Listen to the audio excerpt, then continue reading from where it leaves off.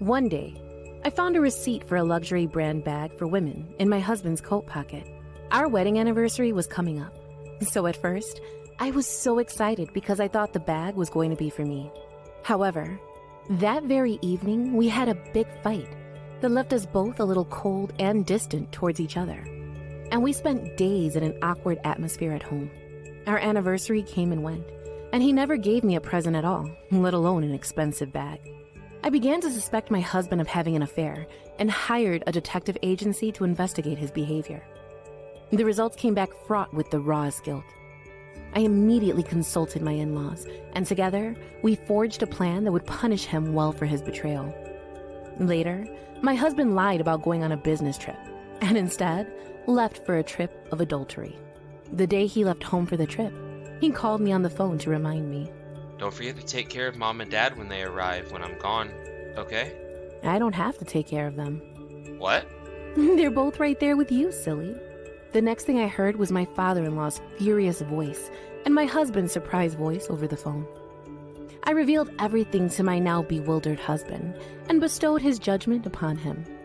This is the story of how I discovered my husband was having an affair and how I was able to get back at him for betraying me with the much-needed help of my in-laws. I'm Riley, and I'm a 28-year-old president of a local bathroom products company.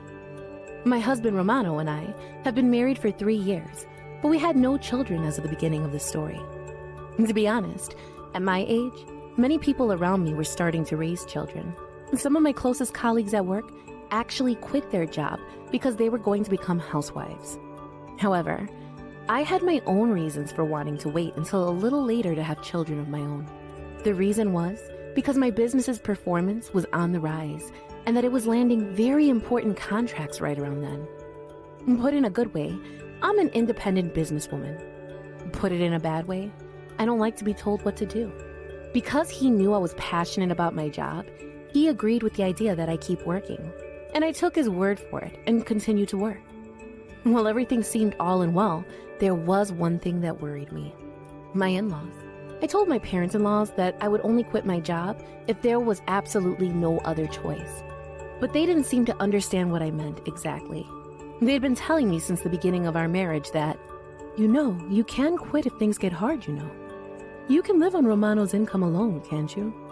I know they are not bad people, but we didn't see eye to eye on our ways of thinking about my work. It's still the same now as it was in the beginning of my marriage to Romano, and quitting my job started coming up in conversation at every possible opportunity. Whether it was the proximity of my in-laws' house, or the fact that they had not yet grown apart from their son, I'll never know.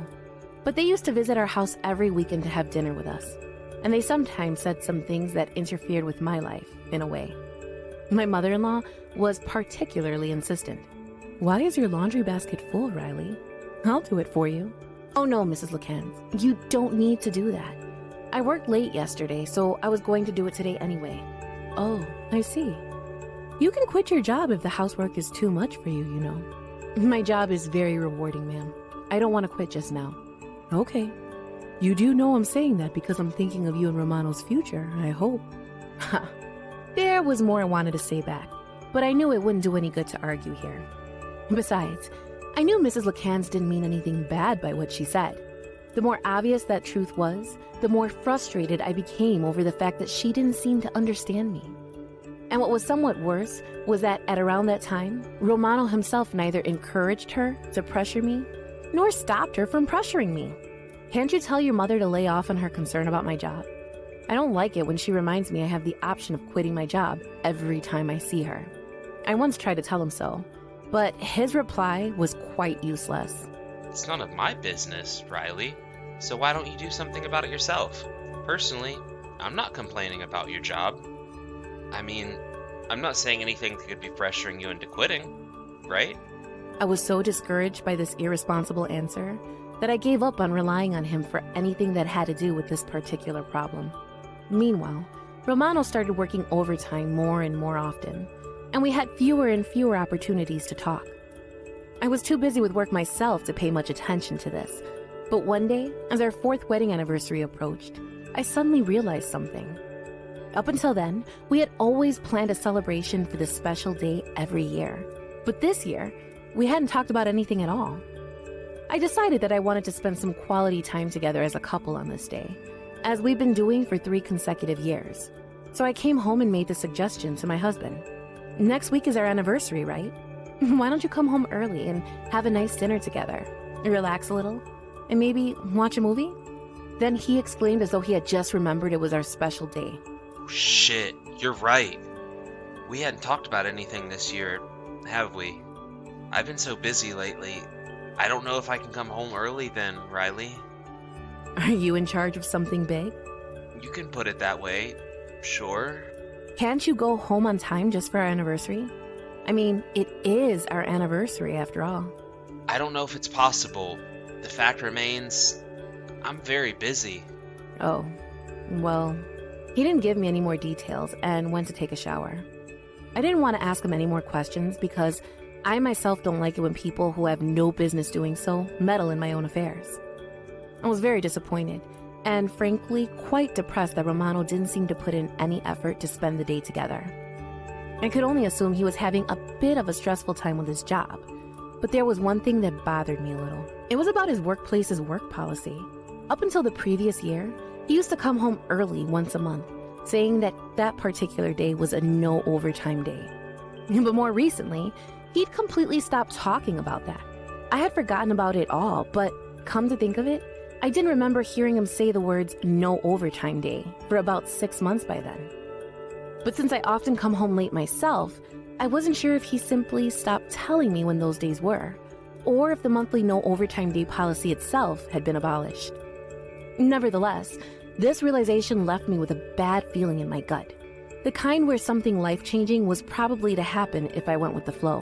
One thing you should know about me. Once something didn't sit right with me, and my intuition is on my mind, it's hard to get rid of it. Part of me wanted to take action as quickly as possible. But not only did I have no idea where to begin, but I also had no clue as to why exactly I was fidgeting over this. Not to mention the fact that it was my overthinking that had gotten the better of me on multiple occasions, when I had this feeling that made me distrust it so much. I called out to Romano when he came back after taking a shower. By the way, are there any no overtime days these days? He replied rather anxiously. Come to think of it, there haven't really been any recently, have there? Damn, since when did my workplace become so dark? I see. It must be tough. I felt uncomfortable with his smile. Was I overthinking things again? It would be extremely disrespectful to my husband if I gave the cold shoulder with a suspicious look added in, when, in fact, he really had simply become busier with work. I thought better of it. Before I knew it, this feeling of discomfort had vanished. But unfortunately, as it would become apparent to me later on, it did not take me long to realize that I was right all along. On the day of our anniversary, I left for home on time, even if it was only for myself. I wanted to keep the tradition we had up until then. I even had a special cake prepared to share with my husband when he got home. I went home with light, excited steps, took a shower, prepared dinner, and passed the time in the living room. After such a busy day, coupled with the fact I hardly ever got home until after 9 p.m., I felt that I had nothing to do at this time of the day. So I decided to do some housework that I usually didn't get around to. It was a warm spring day, and neither my husband nor I were wearing coats anymore. So I decided to change our clothes and take them to the dry cleaners. After getting my own coat, I got Romano's and searched through the pockets to get anything inside out. All were empty except one, and it felt like a small piece of paper. I was curious about what was inside, and when I took it out, I found it was a receipt for a luxury brand bag for women that cost over $1,500. Could it be a present for me, today? My heart danced in my chest, but at the same time, I felt sorry that a mere cake from a shop in town was nowhere near a good thank you for such a nice gift for the occasion. I quietly put the coat back on and gave up on the dry cleaning, pretending not to have ever noticed the receipt, and continued to wait for my husband. But he never came home. I looked at the cold cooking on the table and felt pretty lonely for the rest of the night. Around 11 p.m., the front door opened. I'm home. Welcome back. You're home late. I was more busy than usual today. He took a look at the feast that was on the table and added, Riley, I ate out today, so I don't need any dinner. That comment sent a tsunami of mixed emotions over me mercilessly. It's our anniversary today, Romano. I went to the trouble of making something really special for us, and I waited for you until this late at night to eat it. Then my husband had the audacity to look at me coldly. Well, I sure as hell didn't know you'd go through all these heights knowing I was going to come home late. And believe me, I tried to get home early today, but my boss said it just wasn't going to happen. It's still our anniversary. We used to celebrate it together. What's 1 or 2 anniversaries matter, eh? I don't have time for arguing, he said as he walked out of the living room grumpily. I plopped down onto the couch, very depressed because of all the high expectations I was setting for the occasion. I was genuinely hoping he would surprise me by coming home on time with a brand new handbag, and we would actually enjoy a nice dinner together and celebrate what we had after all. Why did I ever do that to myself? The disappointment and trauma was 10 times worse than it could have been if I didn't overthink things. In this awkward atmosphere, there was no way I could suggest we at least have some cake together. There was no sign of the brand new handbag either. I ate my share of the meal while he showered, put the rest in the fridge, and retired to my room, glum and blah. The next morning, we spent the morning in silence, perpetuating the awkward atmosphere of yesterday's argument. A few weeks passed after that, and still not a single sign of any expensive handbag. And that's when a terrible possibility occurred to me. It wasn't a present for me at all. Once that thought took root, everything Romano had said and done started to make so much sense, it was suspicious. I began to suspect he still had his monthly no overtime day, and he was meeting up with someone else on that same day. I wondered if he had some other plans that were somehow more important to him than his own anniversary with his wife. I couldn't trust him anymore, and I had to find out the truth. But I couldn't afford to lose time at work. The only option I had was to go to a detective agency. A week later, the results came back fraught with the rawest guilt. My husband was indeed having an affair with one of his subordinates. Apparently, he had been complaining that I worked late every day and had no time for him and his wife. And on his monthly no overtime day, he always seemed to have a date with that woman. I was completely appalled. My husband had agreed to let me work, and that meant he was prepared to accept the consequences of potentially busy times for me.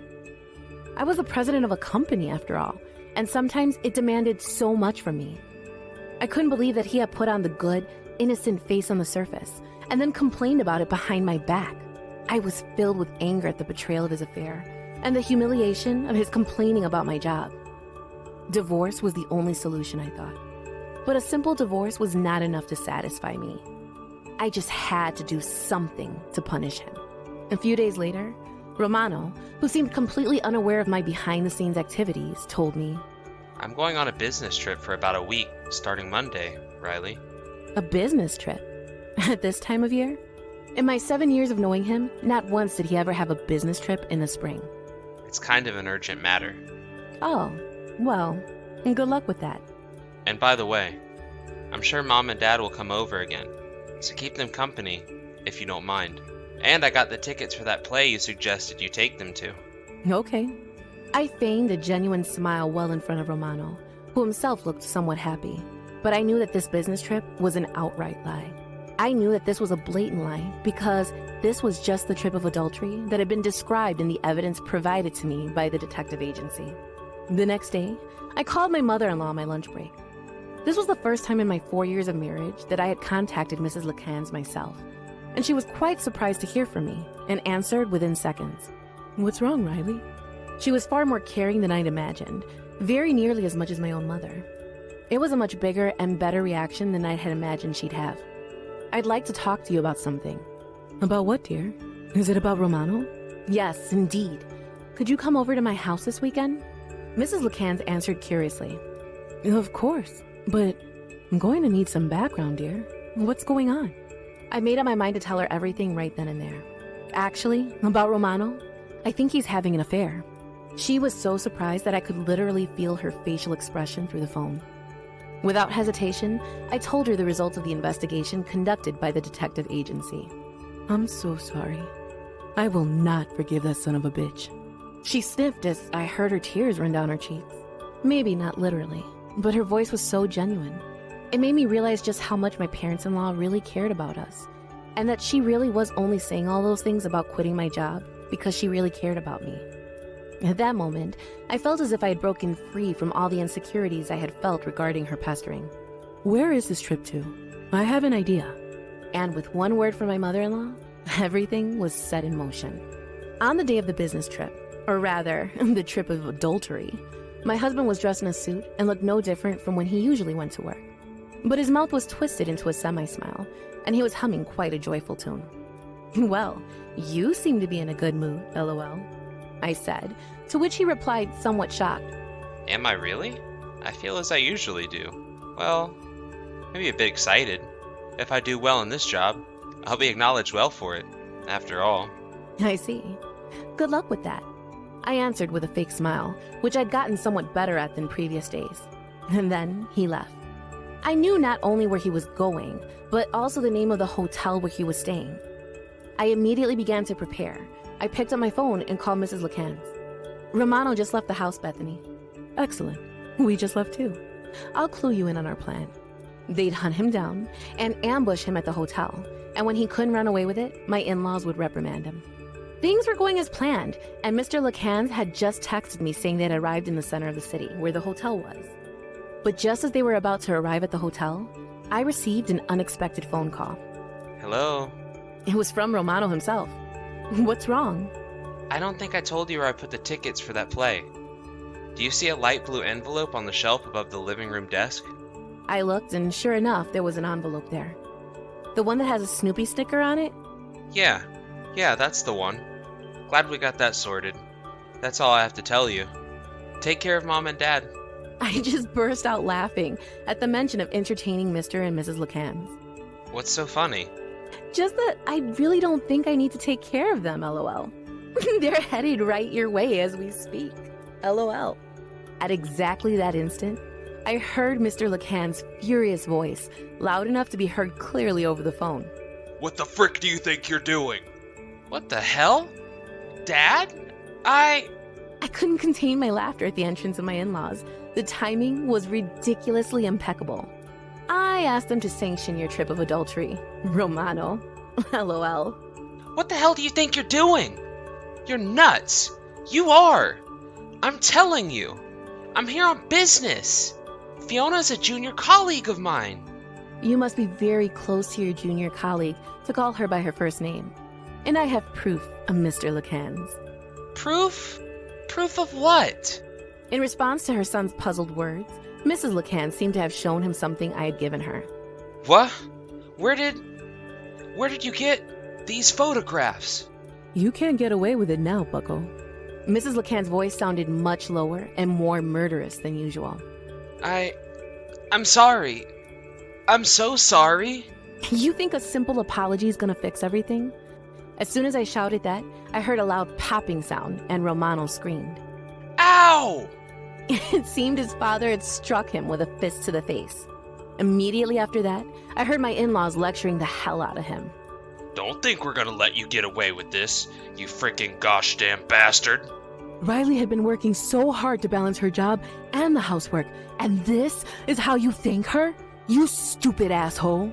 From next to him, I also heard the sobbing voice of the woman named Fiona Hodge. I'm the one who wants to cry, I thought as I said one last thing to my traitorous husband. I'm divorcing you. Oh, hell no. Of course she freaking is. It's just something small. I swear this doesn't mean anything. You're the only one I love. Riley? Please? I was truly disgusted with Romano for saying such things during this hopeless moment. I've had enough of this. I'm tired of talking to you. I've asked your parents to take care of the rest, so talk to them if you got a frickin' problem. I hung up the phone before he had a chance to stop me. After that, Romano and his lover were severely reprimanded by my in-laws, and he also signed the divorce papers that I had left in their possession. My section was already filled in. Of course, I demanded alimony from both of them. Both Romano and Fiona went deathly pale when they saw the total amount. But they truly ought to be, considering the compensation for committing adultery is insane. Fiona blamed her lover for letting the affair out in the open. Romano retaliated, and the argument got pretty heated, and they broke up on the spot. Fiona quit her job soon after the breakup and went and leaked all the information about the affair to managerial officers in the company. She claimed that Romano had caused her trouble because of his seductions, and she demanded that he be punished. The company couldn't just let it slide, and Romano received a big demotion and a pay cut.